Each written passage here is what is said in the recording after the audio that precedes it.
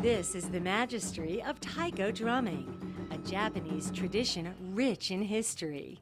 Today, audiences flock to performances because they're beautiful, fascinating, and entertaining. But Taiko Drumming started as something else entirely. Well, there's a modern history and then there's the ancient history.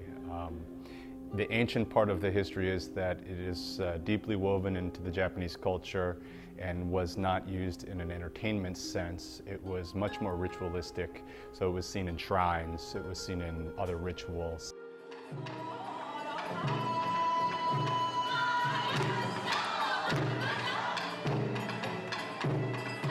Later, you saw Taiko move into the more festival scene.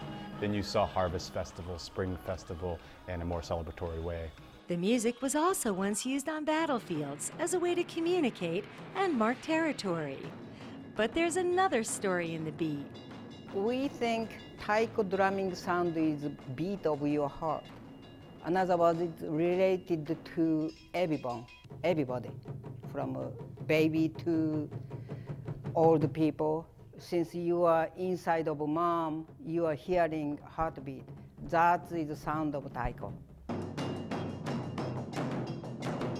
Performance director Greg Williams was drawn in the first time he heard the sound of the Taiko. I started in 1998. I saw them perform at the Hatsumi Festival at the Murakami Museum in Delray Beach. It called me from the parking lot. I just saw these people performing. By the end of the show, I was in the front row with the little children.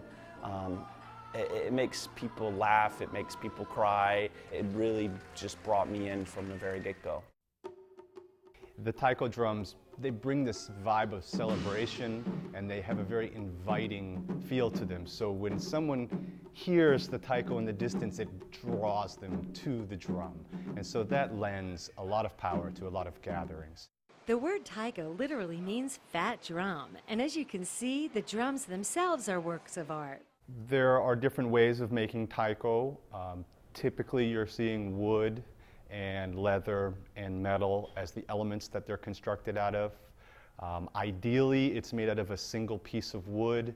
It has a much better vibratory response. Fushu Daiko's first drum was made from a whiskey barrel. The barrel design of the Taiko is the reason for the compelling sound. Well, the power of the Taiko is coming from the emptiness of the drum. And it's the space inside the drum that allows for these vibrations to resound. And it's that emptiness that we project our energy through, and it hopefully becomes amplified and becomes an even bigger signal. So the Taiko acts almost like a prism for me. I can express through my physicality into the drum, which creates this large voice and projects it over the audience.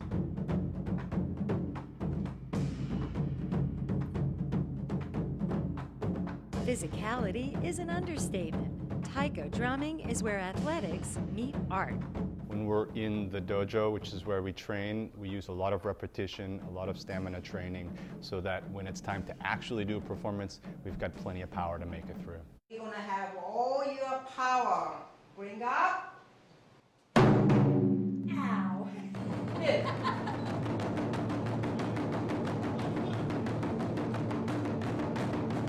Taiko is very physical, it's athletic, it's aggressive, it's martial, it's not violent.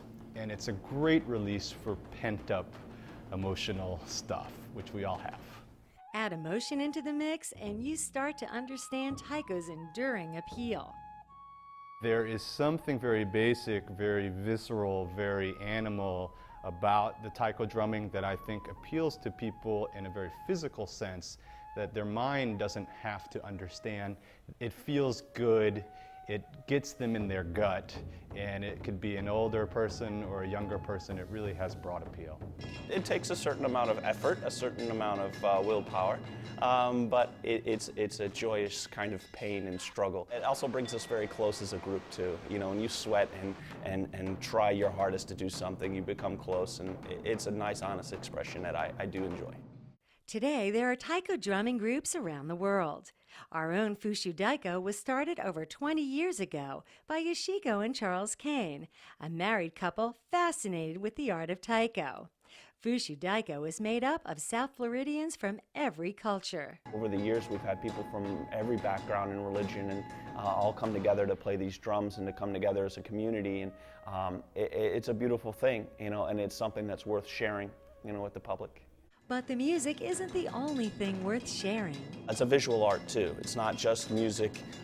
My teacher told me that a deaf person should be able to enjoy what we do. From the small hits should be small, the big hits should be loud and big and project. So it's a visual thing just as much as it is a musical art form.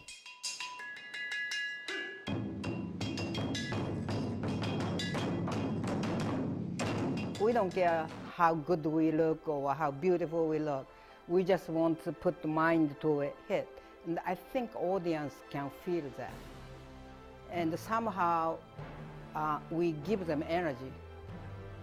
Well, that's what we are trying anyway. For more information on taiko drumming, visit fushudaiko.com.